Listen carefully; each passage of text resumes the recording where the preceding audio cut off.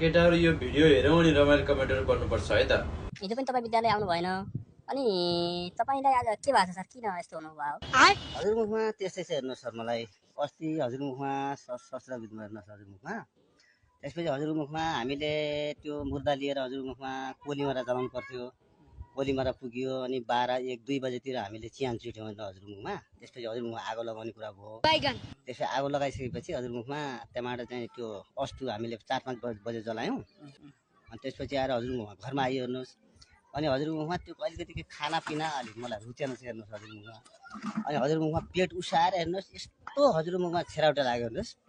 छेड्दा हजुरमुखमा के गर्ने डाँडाबाट हालत खराब भयो। त्यसपछि म तुर्माखानबाट हिजो आएँ घरमा हेर्नुहोस् हजुरमुखमा टोइलेट गए हेर्नुहोस् हजुरमुखमा यति छेरियो कि अझै पनि हजुरमुखमा अझै छेर्न जस्तो लागिरहेको छ हेर्नुहोस्। पत्रकारको मुखमा हो कि कसको मुखमा हो आगो लगाउने? हजुरको मुखमा छेरेको छेरै, हजुरको मुखमा उतो, हजुरको मुखमा छेड्दा हजुरको मुखमा यति छेरियो कि